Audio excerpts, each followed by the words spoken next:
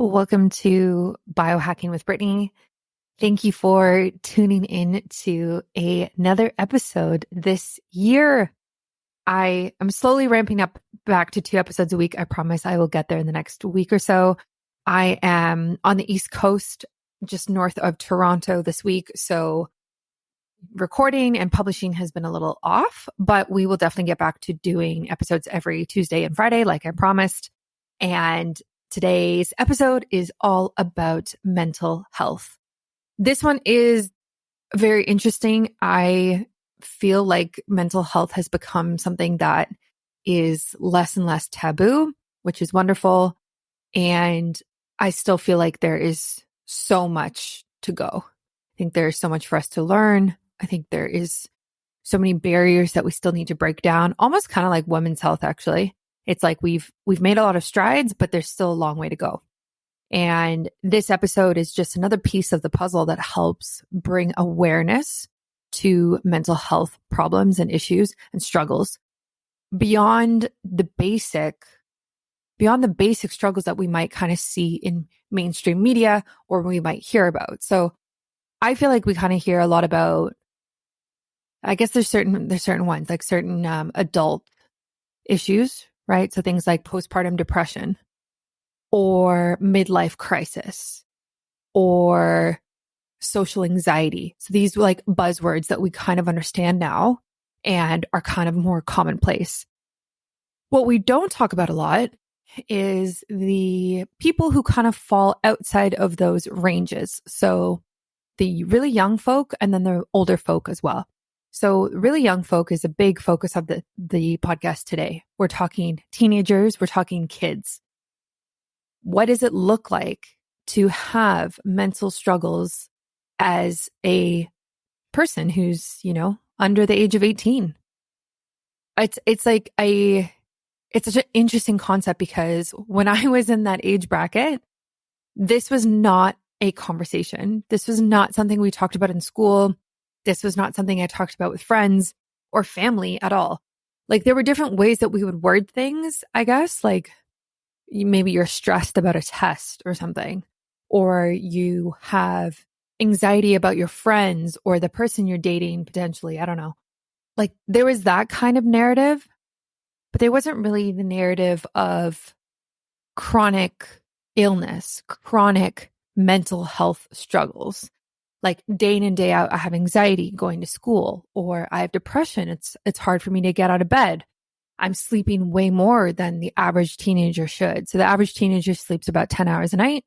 And so anything, above and beyond that chronically could be a sign of depression or less sleep, right? So we talk about that in the episode today of where kids kind of fall on those parameters.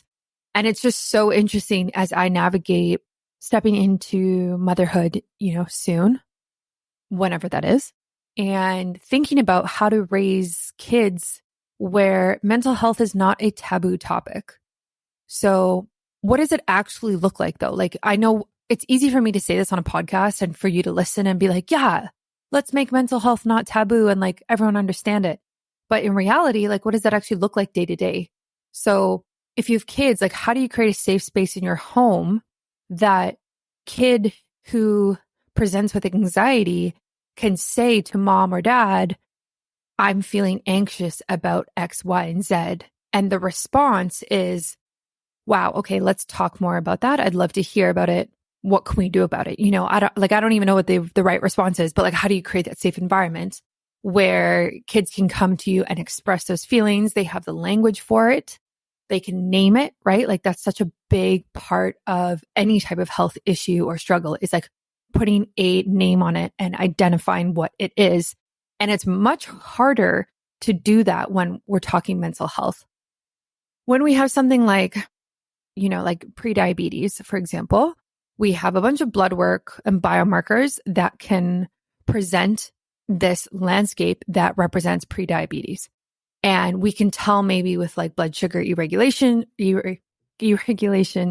cravings, that type of thing that we might have. However, when we have mental health struggles, identifying it is really identifying feelings. And a lot of us don't really know how to talk about our feelings or our emotions. So maybe before we even get to this point of talking about mental health, it's really starting with the basics of like, what are your feelings? What are your emotions? How do you feel when we do this? When we go to this family member's house for Christmas, do you feel safe? Do you feel okay? Do you get nervous? Do you feel uncomfortable sitting at the big kids table? I don't know, whatever it is. It's like, so I think maybe taking it a step back to feelings and emotions is a good place to start.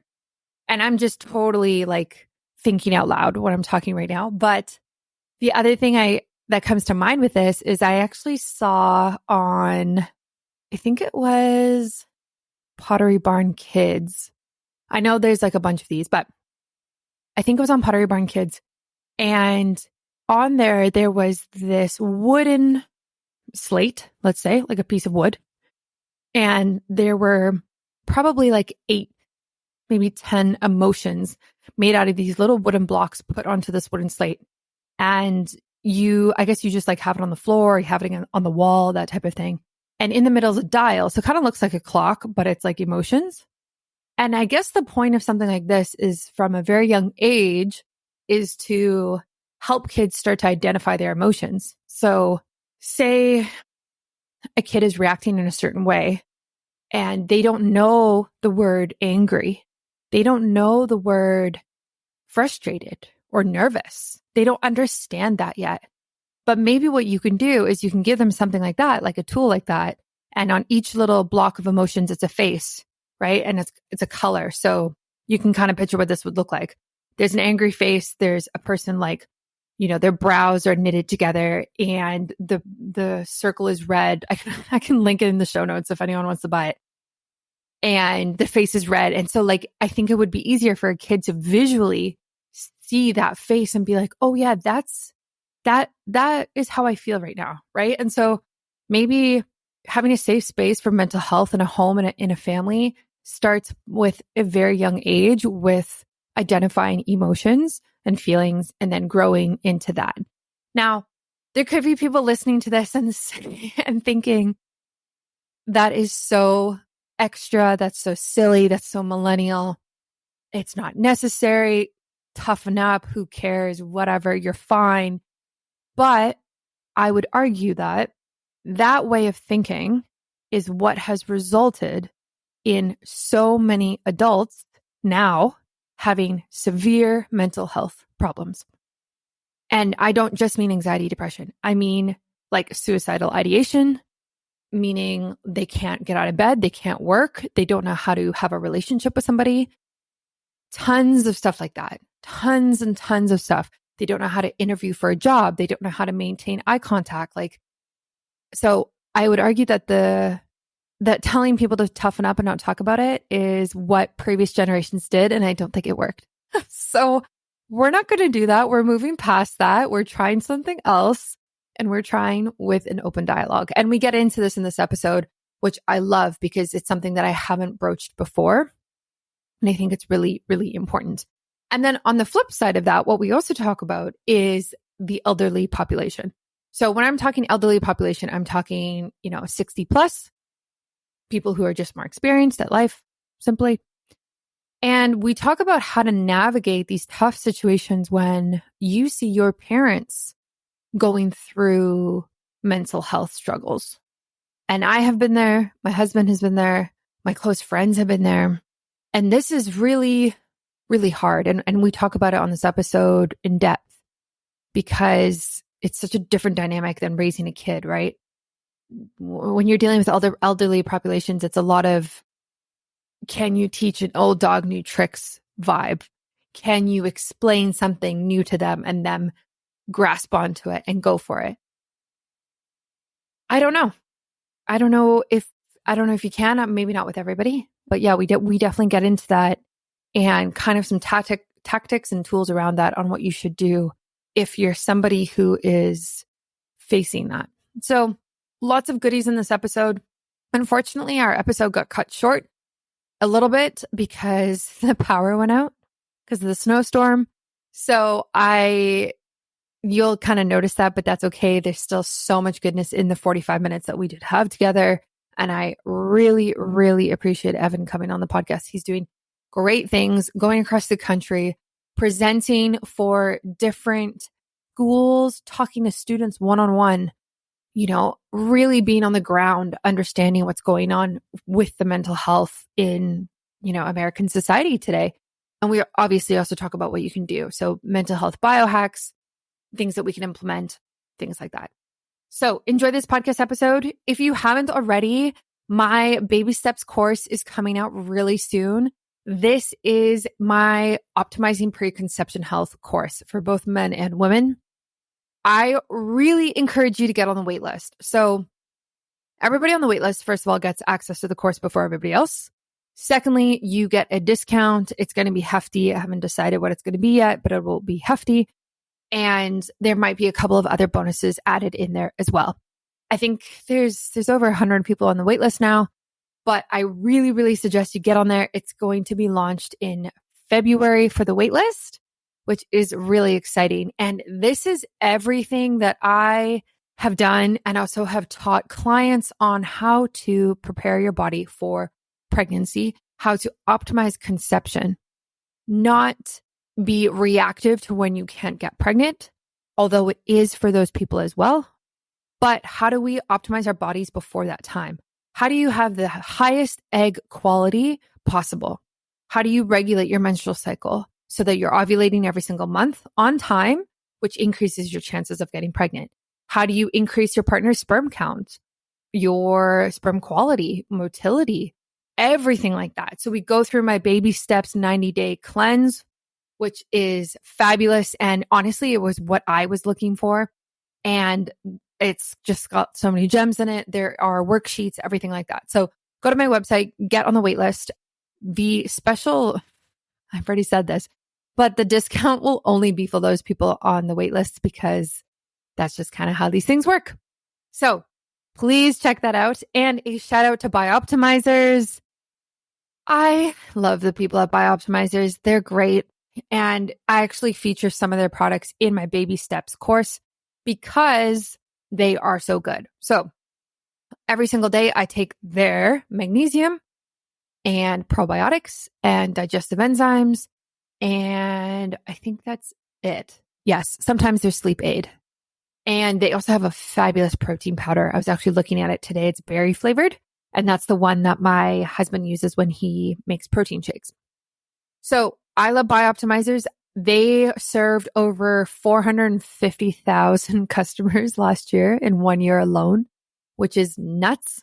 So shout out to them. I really, really recommend their products. I think they are the best on the market. They have the best magnesium I have ever seen. And as a nutritionist, I feel like that means a lot. So enjoy this podcast episode. You can find all the information in the show notes. And message me on Instagram if you have any questions. And I will catch you next week for another episode. Welcome to Biohacking with Brittany. Thank you for tuning into another episode today. This is a place where we talk about optimal health and cutting edge insights into your health. And that is exactly what we are going to cover today as well. I have Evan Transue joining me, aka Detective Ev, which is such a cute name on the show. And he is a functional diagnostic nutrition graduate, and he really transforms lives through this holistic perspective. So we are going to talk all about the gut-brain connection. We're going to talk about biohacking for mental health, the importance of light therapy, chronic illness, all sorts of things. So Evan, welcome to the show. Yeah, thank you for having me. I love any opportunity to share information, stories, all the above. So let's do it. Absolutely. So I know your story a little bit about how you and your mom were kind of struggling on your own health journeys. And then you decided to study functional diagnostic nutrition. And that kind of transformed how you looked at health and also for your mother as well. So how did you even come to that point of deciding, hey, let me go and study this topic and see what it can do for us? Sure. So this is at least conceptually similar to many of the stories that I've heard in the space, in so much that it's not something that I set out to do as a young person. I didn't have a goal of this at 15 years old. It was something that chose me because if I didn't figure this out, life was not going to happen the way that I wanted it to. And so the short of the long story is that at 5 years old, I started accumulating different symptoms and diseases. And at 5, it wasn't like the worst thing in the world. It's not like childhood leukemia or something. It was just, okay, this is weird. You're getting migraines, you're getting panic attacks on and off. But if I looked at the total percentage of time that I actually spent feeling unwell in a month, we might be talking less than 5%. And so especially as a 5-year-old, you don't like it when you feel bad. And then the rest of the time you're back to playing and having fun and not really thinking about the fact that you don't feel well sometimes. Well, as time went on, these symptoms kept stacking. And like I said, the disease states kept stacking to the point that at the age of 18, I actually then had 7 different diagnosed conditions, all of which I was being told were somehow separated other than the mental health ones. Like everything else was somehow separated. None of these had anything to do with one another. And I'm not a medical professional at the time. I haven't gone to college. I'm 18. I don't know anything about this stuff. But what ended up happening, Brittany, is, and I don't mean to ever be dramatic with it, but it really is what occurred. I got a diagnosis of something called Meniere's disease. And I got this diagnosis after a really terrible part of my life where I kind of already alluded to this. Part of my story was mental health stuff. I was not taking a holistic approach. I wasn't taking any approach to healing my mental health issues when I was a young person. And I ended up not graduating high school because of it. I got into drug usage and I made it about 17 days into my senior year of high school before I got kicked out, arrested. I spent my 18th birthday on house arrest. I mean, it was a mess. And long story short, I actually ended up getting into some really positive things quite quickly after all this happened. So I went from getting arrested to 6 months later, I was around people who were promoting and reading personal development books, setting goals for themselves. And I found myself very attracted and attached to these people very early on into our relationship together. And so things were actually moving in the right direction. But then these symptoms of Meniere's disease started. And the reason that those two connect is because for the first time in literally what was 13 years, I felt that my life was getting better. And then these symptoms occurred. And Meniere's disease is an inner ear disorder. It's characterized by very extreme bouts of vertigo to the point that many people with the condition will end up losing their license involuntarily because they're not allowed to drive because the vertigo can be so bad. You will eventually, for most people with it, lose hearing in one or both ears. And I already had measured hearing loss. The ENT, ear, nose, throat specialist, actually measured that. And it just sucked. And so the first thing I did was go on Google, like anyone who gets a new diagnosis does in today's world. And the first thing that I saw on Google was suicide support forums for people dealing with Meniere's disease. And what that was implying, if that isn't clear, that some people that were living chronically with the condition felt so bad that they were in these forums to, I don't mean this in a funny way in any sense. I can't think of a better phrase this time, but to like literally talk them off the ledge. Like, hey, your life's still worth it. Don't take your life. And remember, I'm feeling better for the first time. I'm getting out of the depression. I'm getting out of a lot of the anxiety. And I'm like, what? So now I have this incurable disease that I was just told I'll need lifelong medication for. I'm going to lose my damn hearing and need a surgery one day. It wasn't really a choice to get into this natural stuff and functional medicine stuff. I needed to open my horizons to different options. Otherwise, I felt like my life was basically over. And the next thing I searched was something along the lines of how to deal with Meniere's disease naturally. Now, again, I can't stress this enough. I know nothing about natural medicine at the time. I don't know what a naturopathic doctor is. I don't know what functional medicine is. No one in my family does this. This was probably just desperation mixed with common sense. I'm like, well, I don't want to take a medication for the rest of my life. Is there something I can do naturally? Let's see what happens. And the recommendations for people with Meniere's disease were salt modification. So one of the things that you can do to manage the symptoms, if you control the salt intake that you have, it can actually reduce the bouts of vertigo. Now, I don't believe that you should have to reduce salt long term to actually deal with the symptoms of this condition. But the point is, it actually worked a little bit. And I was like, okay, if I can manage this to any degree with nutrition, then what else am I missing? And so I studied at the Institute for Integrative Nutrition a couple of years later. I started using myself as an experiment. I was eating organic. I tried vegan. I tried vegetarian. I tried paleo. I tried keto.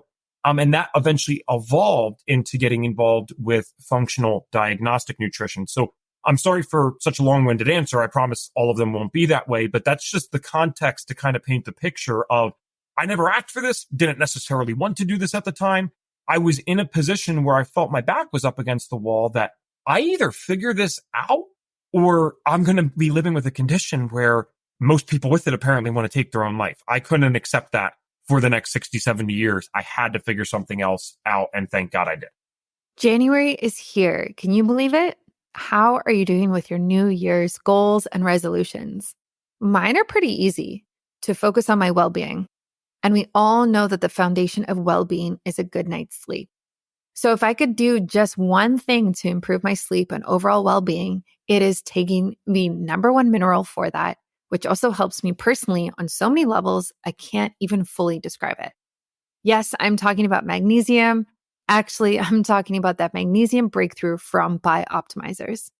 This product has 7 different types of magnesium in it, which is involved in over 300 enzymatic reactions in the body.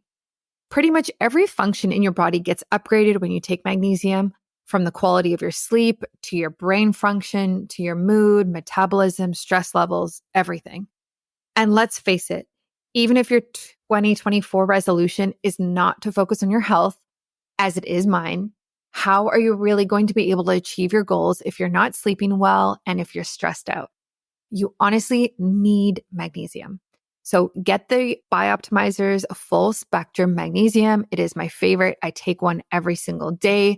And you can go to my website with it, which is bioptimizers.com/biohackingbrittany, and use my discount code biohackingbrittany to get the biggest discount possible, which I'm super excited for you. So that's bioptimizers.com/biohackingbrittany. And my code is biohackingbrittany as well. And that will get you a big discount off of magnesium and all of their other products as well. So enjoy that. And I hope your New Year's resolutions and goals are going well. Yeah, I love that. It's interesting how solutions kind of find you in that way. You know, I mean, the amount of times I've spent researching things, and just, it's so fascinating now being able to use the internet for it and being able to have access to alternative therapies. You know, it's just so much better than it used to be. So I'm glad that you found that and that you kind of just switched paths in healing.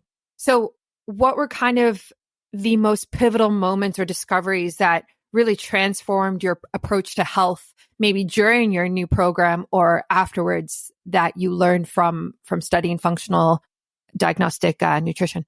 Sure. So it went from what many people listening to a podcast like this might even consider like simple or fundamental. But again, I was a kid. I didn't know any better. This was all new to me. The first thing that helped me, in addition, I guess you could say the salt thing technically was the first thing, but that was just a management of symptoms. That wasn't a resolution of any symptoms. If I ate salt, I would still have the vertigo. The first thing that reduced any symptoms, like truly reduced it, I just started eating all organic with a little bit less sugar. I said, all right, well, here's the quality of our food's terrible. I was starting to research that and get into that online. Like you mentioned, it's actually wonderful. I mean, you can get a lot of misinformation online, but the fact of the matter is you can hear other people's stories. You can do your own research. It's really cool. And so I ate organic. I said, I'm going to do this for 30 days. This is super expensive. It should do something in 30 days to show me if I'm going in the right direction or not. And I had severe cystic acne for a lot of my late teen years and early adulthood. And that probably got 70% better in a month. And now, remember, I'm not doing any specific diet. There's no gluten restriction. There's no dairy restriction. It's not that I can't eat meat. It's not that I only eat meat. I just changed the quality of the food and tried to be more conscious of sugar. That was it. And when I did that, I started to have more energy in that month. I started to find myself, like I said, the skin got a lot better. And that was all I needed. I actually, unfortunately, still probably felt and looked worse than most people out there. But what I needed at that time wasn't a perfect solution. I needed hope. I needed something to show me that if I actually take the time to research this stuff, if I take the time to put all this effort in and make these sacrifices that, you know, you and I were off air together and we got to see each other. I don't know you that well, but you seem like a younger person yourself. This is not particularly cool to be doing in your 20s or even 30s. So it was new. And I'm like, if I'm going to make these sacrifices, I want to make sure that this is worth it. And that gave me the hope that I needed. So Institute for Integrative Nutrition was great. I mean, I just kind of learned more dietary theories there, and I experimented with dairy-free and all that stuff. But when I got into the world of FDN, Functional Diagnostic Nutrition, that's when I got to apply the lab testing side. And FDN takes this, it's not a cookie cutter approach because the protocols are very individualized.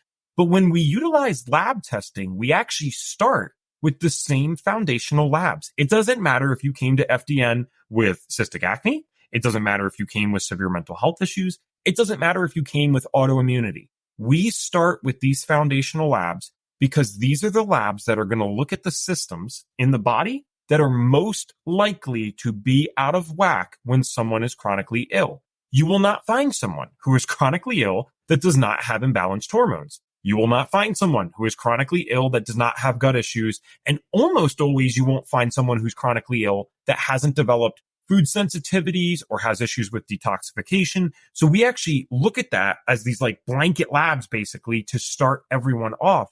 And so now I have these labs being ran on me. And the only thing that my Western medicine doctor did, and I always want to disclaim this because obviously anyone listening to this show, they wouldn't know me or my story. I'm not against Western medicine at all. It has saved my mom's life. It saved my life probably. But the approach that they take is not particularly great for chronic illness. And so with that said, they only ever looked at blood work and my blood work looked quote unquote normal. Well, the labs that I did with FDN did not look normal, my friend. My hormones were tanked. I had a parasite. I had bacterial overgrowth that was terrible. My detoxification pathways were not optimized or not working the way that they should. I wasn't breaking down my nutrients properly. When you looked at the labs from an FDN perspective, it was more or less, oh, no wonder you feel like crap. This is obvious. How could anyone feel good with this stuff? So those were, I'll pause for a second, but that was another big breakthrough for me. I was having someone for the first time show me objectively why I didn't feel good I was 21 when I went through FDN and I'm 28 now. Up until then, so from 5 to 21, 16 years, not one person ever that I worked with could tell me why I felt bad. FDN was the first place that showed me things were out of whack. Wow. Yeah, it's pretty interesting when you take such a root cause approach to it and also just look at labs. Test, don't guess is like something that a lot of people say, and I totally agree with. But also, even if you do testing, say you go through the typical doctor method, there's so much almost like convincing that you need to do to say, hey, I want my thyroid tested and I don't just want T3, I want T4 and TSH and reverse T4 and all of these different things. And so you really have to be an advocate for yourself. And it makes sense that there's programs there that are out there now that give you all those labs that you can work with somebody who says, yeah, I totally believe you. Let's do all of these tests to take a look at what's really going on and then make assessments and judgments and some sort of protocol to help you. It's just such a smarter way to go about it when you're looking at chronic illness. And it's very validating, right? You just talked about the belief side. Many people that are going through this, and this is actually especially true for women. I always reference this study in podcasts, and I got to pull this damn thing up so I don't misquote it. But there was some type of study done where it actually showed that women are more likely to be dismissed by doctors, and it does not matter if the doctor is male or female. That's what the crazy part is. So what I mean is a woman might walk in with autoimmunity because that's something I'm very passionate about, but autoimmunity is also a subset of diseases that the symptoms, depending on what kind of autoimmune disease you have, can look like so many other things that it's very easy to sweep it under the rug. And so just to have our clients get validated, it's amazing. Like you'll be going over labs with someone that you kind of know in the back of your head look terrible, and they're the happiest you've seen them so far on these client calls. And you're like, why are you so happy? And you realize, oh, well, duh. It's because I'm the first person that ever said, one, I believe you enough to work with you. And two, this is why you feel bad. So, maybe for the lay person that doesn't feel bad, looking at their labs and realizing they're not that great wouldn't be beneficial. But for someone that's been feeling like crap for 10 years and has been invalidated multiple times by Western medicine, you show them the worst lab results in the world. They're like hugging you saying, thank you so much. I can't wait to do something about this. Right. So it's validating in addition. Absolutely. And yeah, that's a very interesting study, especially because the doctors were men and women. We've heard it before where a lot of the time it's easy to dismiss women and just say, go on birth control or like, here's some quick pill, quick fix. But the fact that there's other women doing that as well to women patients is like hard to hear. But that's why as well, natural health and, different ways of healing are really gaining so much popularity in society now, is because we are looking outside of the norms. And I know something that you talk about and advocate a lot for is this idea, which you kind of alluded to, of becoming an advocate for yourself and moving from victim to victor. And this is such a hard shift for a lot of people. I see this in my own clients, and I see this in my parents, actually, who have, different health issues and have had health issues for years, and kind of there's kind of a lack of responsibility there, to be honest. And I'm just curious, like, how do you educate people to make that shift? Like, how do you even start if you just think, yeah, I've had, arthritis for 10 years and I don't know, it's just genetic. That's how it is. Like, how do we switch that thinking? Well, this is where the hat of personal development and motivational speaker, Ev, comes in, right? Because like I had mentioned in the story, you guys might have actually picked this up.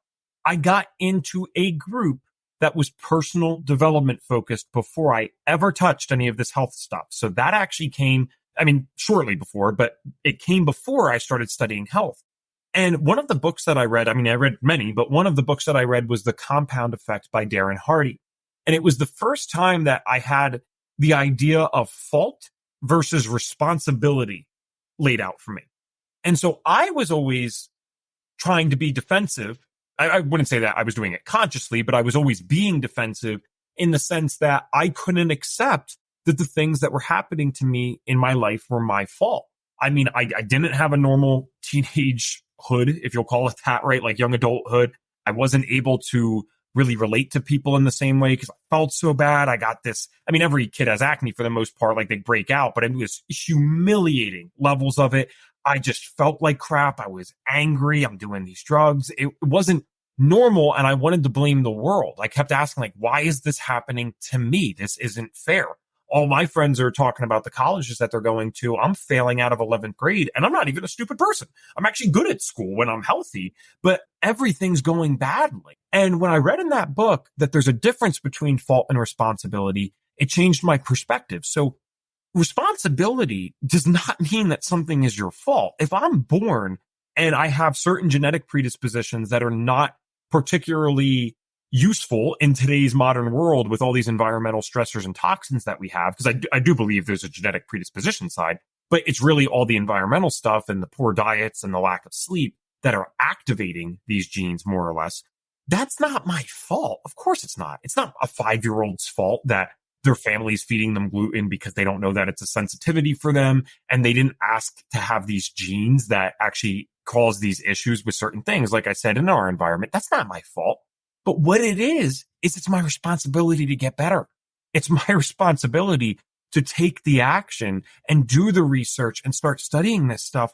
And I really developed, I don't want to look at it as like a hardened or hard ass a type of mindset, but I did apply that to myself. I started to accept, especially after the whole going to juvie thing and getting arrested. I'm like, you know what, dude, no one's coming to save you. Mommy and daddy can't bail you out of every little thing that you're doing in your life. You got to figure this the F out. You got to do something different and get your life together.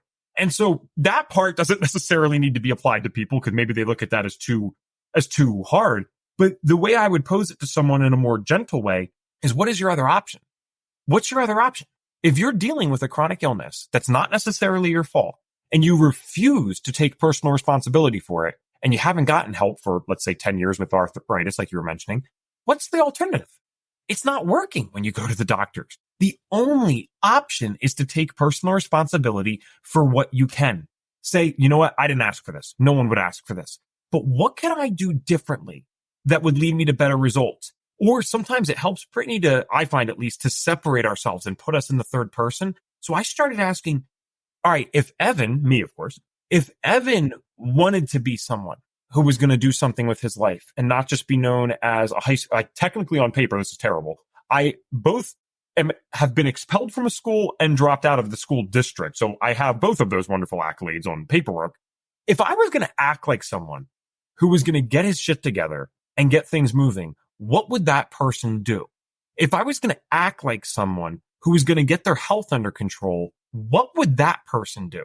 And sometimes if we act like that and we talk about the third person, or we act like we're giving a friend or family member advice, that can sometimes separate the emotions that are very strong with these types of things, because it's hard to hear sometimes that, wow, it's not my fault that I got arrested and all this stuff, but dude, you played a huge role in what happened to you and getting kicked out of school. In fact, if it wasn't for your poor way of dealing with the circumstances that you were in, you certainly would have never gotten kicked out of school. So it's emotional and it's hard to accept these things about our life. That's why that third person thing can help. So remember the differences between personal responsibility and fault. Something cannot be your fault while it's still your responsibility to fix it.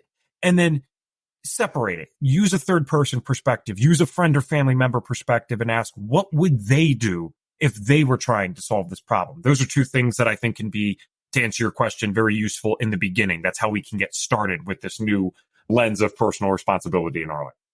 Yeah, I love that. And I think it's good to just think about, how do we switch up the narrative, and how do we, like you said, how do we just move to a place of taking responsibility and then taking action as well.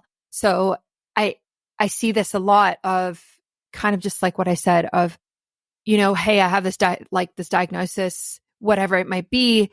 I'm just going to accept that I'm going to have this for the rest of my life, and I'm going to deal with it, and I'm going to complain about it potentially, but I'm not going to look at different ways of healing it or try to put it into remission, where a lot of the things that you actually can put into remission, especially when they're autoimmune disease, or autoimmune disease related. So it's interesting to just hear about actual tools that you can employ every single day to make that switch in your mentality. And I know that mental health is such a big topic for you, and you actually go around and talk to students about this, which is a very unique thing to do, to be honest. I don't think I ever had that in school, where I had someone come in and talk about mental health. So I would love to just kind of hear about that. What is that like for you? And what are you kind of seeing in the younger generations in high school or even younger, in terms of mental health? What are they struggling with that maybe the audience listening to this doesn't understand or hasn't struggled with? Yeah. And it is unique. It is one of the biggest blessings I've ever experienced in my life to be able to do it. It is the only thing that I've ever done that doesn't feel like work at all. And I mean, when we're doing podcasts like this is fun, right? And I'm sure, no one's making you do this. This is something that you want to do, but there's still a 1 out of 10 where you're like, all right, get this guy off of here. I don't want to talk to him for 7 hours straight. I do not experience that with that job. And so to answer your question about what I've seen with kids, because I've spoken to a lot of kids. It was 550 professional presentations so far, 50,000 kids around the country, only in America, to be clear. And what I'm seeing is there's been a huge shift since I was in school. I remember that when I was 15, no one was talking about anxiety or depression. I remember one time we had a gentleman come in, and I was in a really nice school district. One time we had a gentleman come in and he talked about suicide. And that's very important. We should have people coming in and talking about that as well. But that was it. There wasn't anything deeper with what's going on under the surface that even leads to someone attempting suicide or completing suicide. In terms of depression, untreated depression is the number one cause of suicide attempts and people actually completing and taking their own life. So that was never talked about. I was dealing with symptoms that were not necessarily suicidal ideations. I had some of that on and off, but most of it was panic attacks, generalized anxiety, major depressive disorder, and no one came in and shared that. So when I go into the schools now, first of all, what's interesting is the respect. You kind of expect kids to screw around and not shut their mouth and be jerks when they're in there.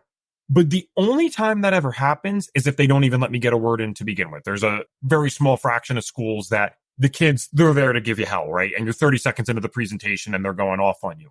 Once I'm 4 or 5 minutes in and they're actually shutting up and listening, the interruptions stop. The outbursts stop. When they realize what I'm talking about, all of a sudden the, unpopular kids, they're listening. The athletes are listening. The popular kids are listening. The band kids are listening. And what that implies to me, Brittany, or what it directly shows even, is that all of these kids are being directly or indirectly affected by these mental health issues nowadays, because kids do not listen to people that they don't want to listen to. They don't listen to things that don't relate to them. When I was going in even before the pandemic, I had a much harder time some days with the kids. Like it was like, all right, maybe it's a 50-50. You get a great presentation one day just because the kids are super respectful. And the next day it's a total miss. After I started going back in first year of the pandemic, that number 50-50, like schools being good versus bad, went to 95%, schools being good and 5% being bad. And so that all of these kids are being affected. And then not to mention, some of them will tell you directly. I would have never had the guts to go up to someone after they came and spoke in my school for any topic. Now you'll have 20, 30 kids coming up in an assembly, all sharing a story that is so specific. And this is one of the things to answer your question that I want people to know. The stories are so specific. There is no way these kids are faking. Because what I see in a lot of parents of this generation, maybe people 40 years old or beyond, they don't get it, and not through any fault of their own. They didn't have the same prevalence of mental health issues. Yes, kids had mental health issues back when they were kids, but it wasn't at the same rates by any stretch of the imagination. Not to mention there was a stigma around it. So you couldn't really see how many people were dealing with it. So now when their kid comes home and describes what is like textbook panic disorder, they think the kid is just being dramatic, or they think it's the stress of normal teenagehood. They don't understand that this is really an epidemic amongst our youth. And again, I know these kids can't be faking it because they're describing things that are so damn specific. You would have either had to research this on your own and make up a story, or you're actually dealing with it. And I think what we're seeing, a lot of people know this nowadays. It's kind of obvious. The pandemic hit all of us. I mean, even the adults were not feeling good. It absolutely hit our youth. But there were people like me dealing with mental health issues long before the pandemic ever happened. So what else is going on? Well, we're using our kids as a science experiment. We're feeding them crap food. We're locking them in boxes with high amounts of tech all day, like nothing in terms of strength compared to, well, I said that kind of weird. How I want to reword that is the tech that we're using in schools today, like they're getting blasted with strong screens and phones and extra EMF. That was nowhere near the amount that our parents were getting hit with 20, 30, 40 years ago. There was nothing like that. So you have that. You have the social media aspect. You have the fact that kids are staying up till 2 a.m. now because there's something to do. There was nothing to do frickin' 40 years ago, right? I'm guessing you got and went to bed. And the stats are very clear. Kids under the age of 18 that stay up past 12 a.m. are 24% more likely to be diagnosed with a mental health issue, namely depression. And we just said depression untreated is the number one cause of suicide and suicidal ideation, right? So that's one of the things that I'm seeing in the schools is just, it is beyond widespread. It's really good in one sense that the stigma is lessening because of the amount of mental health issues that we're seeing. But this is a time of their life that they have incredible amounts of pressure on them. They're being told if they don't go to college that they're never going to make anything of themselves. They're being told that if they don't do well in school, life's basically over, right? And now it's hard enough to deal with school. You kind of have to be pretty smart to manage it as it is. But then you add these mental health issues in, and my gosh, man, I just have so much empathy for the young people that are going through the school system nowadays. They don't realize, you can't see it until you get to your 20s, that no, just because you didn't nail it in high school and middle school, it does not mean your life is over, man. I am a technically speaking, high school dropout who was kicked out of school, 1.5 semesters of community college. That was it. And I speak all around the country and have jobs that I love. So your life's not over just because of that. I wish more people saw that too, including the parents. Yeah, I actually remember having like those thoughts of being in high school and thinking like the world is going to end if X, Y, and Z happened. And it's just because you're in this bubble and you're in this friend group and everyone kind of lives close to each other. And it's just, there's so many factors that kind of go into that. Whereas when you go to university or you don't go to university, maybe you start working somewhere, you travel, it's just suddenly like your perspective is so broadened. But high school specifically, man, it's so hard to step out of that. And then on top of that, you have things like technology in your face all the time. You have social media, which brings a host of problems that are, I couldn't even imagine dealing with social media at the age of 13 as a young girl. Like I just don't know how, like girls and boys, but specifically, like I don't know how girls on social media kind of handle that, like the pressure, the comparison, the eating disorders that can come from it, the mental health struggles. Like there's so many things wrapped up in it. And I worry for our future generations of how we're going to manage it. So for the people listening who have kids and, maybe they're in elementary school or maybe they are in high school, what type of signs can they kind of look for if maybe they're worried that their kid might be struggling with anxiety or depression? Like what do you kind of see from your perspective? Because you have such a unique perspective of going into these schools and doing these talks. Like, what do you see, or what can people look for that might be like the triggers for these issues? Well, one thing I will say before, this isn't really a perfect answer to your question, but one thing I would say is until you can 100% prove otherwise, believe your kid when they say something's going on. Because a lot of these issues stem from the parents sometimes. It's crazy. And again, because they have genuine ignorance, so it's not really their fault either. I'm kind of someone who can see all sides of things, or at least attempt to. So I feel bad for the parents. I feel bad for the kids. But one thing I would say is just believe them until you have a legitimate medical reason not to, like a doctor has cleared them or a psychotherapist has cleared them. So that's the first thing. With that said, in terms of, what to watch out for trigger wise, if something has changed significantly in the schedule for them or the routine for them or the friend group, look out for that. There's a part of this that is totally natural as a teenager, especially there's some interesting stuff with girls in particular, because girls will go after each other from a more social perspective, right? That's why social media, like you said, is a nightmare, because we actually know scientifically that women are almost, not quite as much, but almost as aggressive as males, but they don't display it in the same way physically. They'll actually destroy someone socially. Whereas guys, we literally would beat the crap out of each other in the neighborhood. And then we were friends the same night. And we're like, all right, dude, let's go grab pizza or something together. It's hilarious how that works. And so there's some normal side to a friend group switching. But if something happens where you're like, oh, not only did the friend group switch, I wouldn't really want my kid around these people. I wanted them around the other kids that they've been with for 5 years. And now all of a sudden they're here. Watch out for that. Watch out for changes in sleep patterns. Again, the average teenager is going to want to rebel and stay up late. But my whole thing was I couldn't sleep. I wanted to sleep and I couldn't. So I'm in school staying up till 3, 4, or even 5 in the morning sometimes. And then you got to be up at 7 a.m. to go to school. 7 a.m. is probably late, actually. It might even be 6:30 if I remember correctly. And so I'm not sleeping at all. Another thing that can be seen in depression is that kids might sleep way too much. You might actually find a kid that's sleeping 14 hours a day and they still don't feel well rested. Again, I'm going to stop putting these disclaimers on and hope that people have some common sense here. Obviously, teenagers need to sleep a lot too. They are in a growing phase of their life, right? So I wouldn't even say that a kid sleeping 10 hours a day would be something to worry about. But when you're starting to get to that 12, 14 hour mark, when it's more of the day than not, that's something to be worried about, especially on a consistent basis. I mentioned that they might switch friend groups. Another thing to look out for is withdrawing from friends completely. Every teenager wants friends. Every teenager wants to hang out with said friends more than they want to hang out with their parents. So if they are withdrawing from that and they're staying home just on the computer or watching Netflix or watching YouTube or just playing on their phone all night, there's something going on, man. And maybe they're just getting rejected socially, which is already a risk factor for mental health issues, but maybe it's not a choice. What was happening to me, Brittany, is I was having such severe, I didn't know that they were called this at the time, but panic attacks, that every time my parents would drop me off, the pain in the chest would start. I'd begin hyperventilating. I'd get these stomach aches before my parents even dropped me off at my friend's house.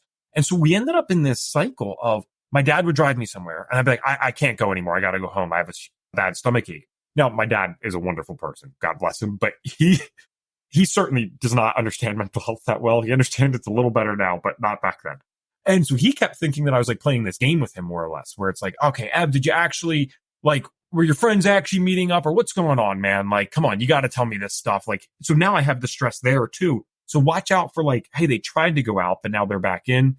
Changes in diet, eating beyond excessive amounts or nothing at all. It's the extremes really of almost anything that can be a risk factor. So whether it's eating habits, sleep habits, this is true across the board. I know this is more of a holistically focused podcast, but whether we're taking the holistic perspective or not, this is how kids display some of these symptoms.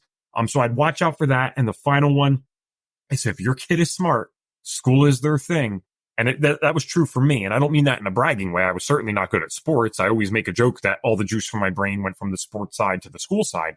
I went from an A and B student my entire life effortlessly to failing classes in 10th and 11th grade, to the point that I ended up, when I got kicked out of high school, I had a 1.8 cumulative GPA, almost all of which was from 10th and 11th grade because my grades were nearly perfect the rest of my life. So that's something to watch out for too. When those grades just tank and it doesn't make sense, that's another thing to watch out for. So there's like 6 things for you.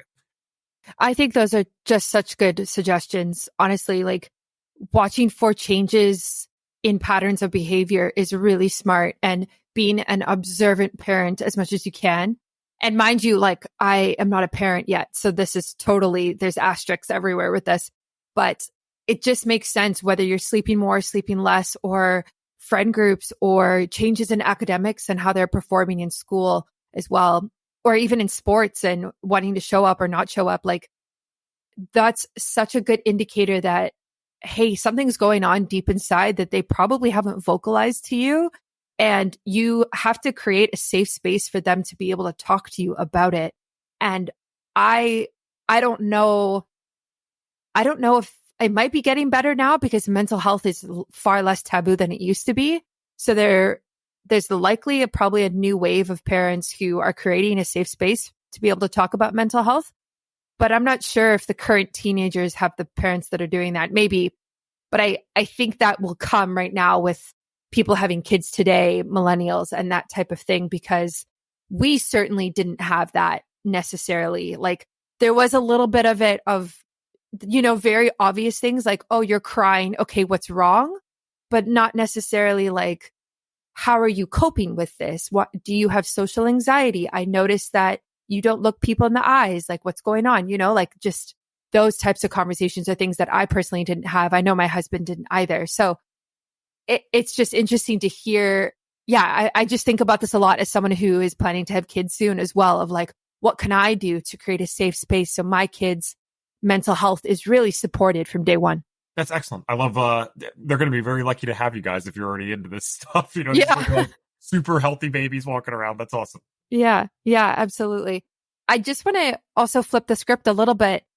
For those people listening who maybe are, 30s and 20s, 40s, whatever, and their parents, they can see mental health issues in their parents. And I've been through this. My husband's been through this. What do you recommend for that? Because that is so different from, hey, I'm your parent. I'm going to take away your phone for your mental health. I'm going to make sure you sleep better, whatever. But when you're the kid and your parent, you can see kind of these depressive things that they might be doing. What can you do when there's that power dynamic, and also they don't understand mental health as we do? And like, for example, my husband's parents, they don't listen to this show, so it's fine. But they, the idea of therapy is a joke to them, right? Like they think, oh, nothing's wrong. Why would we go? But we see, we understand that there's stuff going on with his mom, and she kind of has a bit of depression, like signs and symptoms in the last couple of years, but she doesn't think it's wrong enough to go to therapy. So it's like, how do you bridge those gaps and try to get them to understand, I guess? Wow. What a good question. I'll tell you the same thing that I guess I would tell students that ask me this, because they ask, like, how do I get my parents to believe me, whatever. Now, I guess I get that that's a different question, but it's at least conceptually similar. I would love to be the speaker. I'd love to be the podcaster that can come in and, give the most amazing advice in the world and answer everyone's questions. I think it would be very arrogant and ignorant of me to act like there's a one size fits all answer to this. I'm a realist, and there are some people that will go to the grave never having worked on this stuff. It's not right. It's not fair, but that's what it is. Now, with that said, are there any people who have ever made that shift, even at an older age? And the answer is absolutely yes. And I actually saw that in my own mom. And so I can only tell you from personal experience how this worked. My mom was dealing with, as you guys know, a lot of health issues. And that bled into some mental health stuff that wasn't her fault, like it wasn't mine, but it was becoming severe and it was greatly impacting our relationships. And so it started out how most people would start this out, right? Basic suggestions like, hey, would you be willing to do this? Or would you look at that? And that didn't happen. And what I did is something that many people might not be willing to do. But again, I give straightforward answers and I tell you the truth. There was a point where it was so bad that I disconnected myself from the relationship.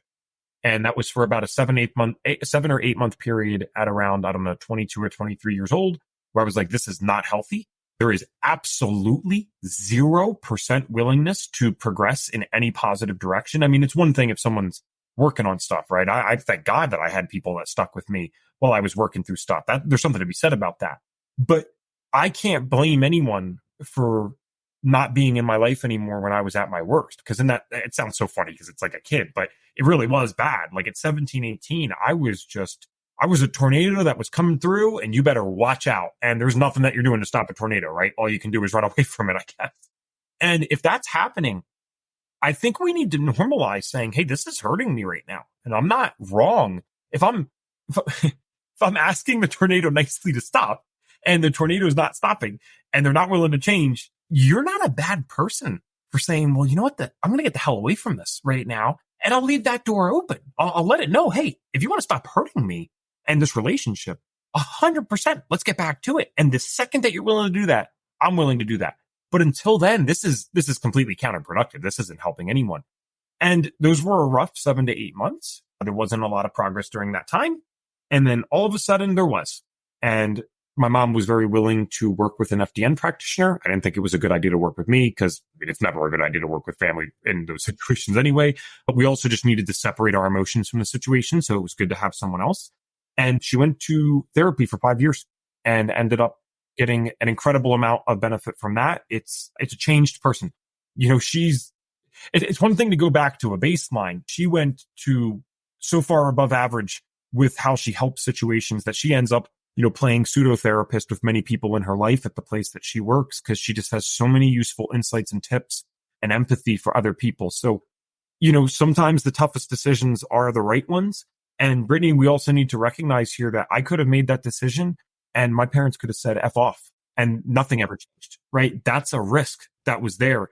And so I don't mean this in a pessimistic way for people or to try to deter them from what I did, but I think to act like there's a one size fits all answer to that is asinine. There are some hardened people that are 60 years plus and they are never going to change. And that's the reality of life. But the other side of life is, some people when they're confronted with a new thing, like a new level of pain, and there's pain in not talking to your kid, that can get people moving. And so it worked out beautifully for me. I know it won't work out that way for anyone, everyone, but if that helps even one person, then I hope that's a good enough answer. Yeah, I love that. And I love the honesty in that, there's different approaches for everybody. I think that's really smart. I think as well, something that's so important to recognize here, if you're in this situation, is that your own mental health should take priority. So if there's so much strain or stress in that relationship, maybe taking a step back for yourself is what you need to do in order to show up better in the future and help them show up better one day as well. So it's just remembering that. And the only other, piece of advice I guess I could add to this is that something that I have found has been effective with my own folks has been leading by example. And it took me a very long time to actually realize this, because in the beginning of my health journey, I would almost kind of just preach, like, oh, you should be eating organic and oh, you should be exercising every day and just verbally saying these things. And then I just started living it and just stopped telling them. And then what ended up happening was they would start asking me questions over time. Like, hey, I noticed that your hair has grown really long. What are you doing? Oh, I switched to non-toxic shampoos and I'm kind of cleaning up different things that could be disrupting my hormones, which leads to hair growth, et cetera, whatever the example is. And now in terms of mental health, I go to therapy. My husband does. We also started marital counseling for the first time. Not that we have issues, but just for this idea of being proactive. And I'm very open with them about it. And now they both go to therapy separately. But it's because I took this approach of, hey, this is what we're doing. You can go, but let me just tell you about the benefits. Okay, great. So now I have a safe space to talk about what's going on in my life. I have someone who is professionally trained who can kind of guide me through these really big life stages that I'm going through. And I just explain the benefits and then they kind of make the decision for themselves. So this idea of being an example, explaining the benefits and then stepping back has really worked for me. Again, not one size fits all, but that's also what I would just add. This has been such a enlightening podcast episode. And I know that my listeners will definitely get a lot out of this. If they want to work with you or listen to your podcast and learn more, where can they do that and how can they connect with you? Yeah, thank you for having me. So we have kind of two different things here. I have a business that I do with my fiance, and that is where we actually work as FDN practitioners. So it's separate from FDN itself. And you can find us at Bucks, BUCKS, buckscountylighttherapy.com.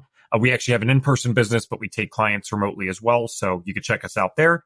And then the podcast, I actually ended up doing that for the same company I got certified with. So we are just about to hit episode 300, which is amazing. It is called the Health Detective Podcast by Functional Diagnostic Nutrition. And you can easily find us on YouTube, Apple, Spotify, wherever you listen to podcasts. So we're very excited to do another 300 of those. Nice. I love that. That's awesome. I will link that in the show notes and put it on my website so people can find you nice and easily. Thank you so much for taking the time to come on my podcast today. This was wonderful. And I'm excited for everyone to just learn from you. Thank you, Brittany. Thanks for listening to another episode of Biohacking with Brittany. If you're interested in finding the show notes or the sponsors for this episode, you can do so on my website, which is biohackingbrittany.com. Remember to follow me on Instagram where I'm most active. My handle is @biohackingbrittany. And if you're interested in working together and you want to email me directly, you can do that. My email is info@biohackingbrittany.com. And I look forward to hearing from you and having you tune in next week.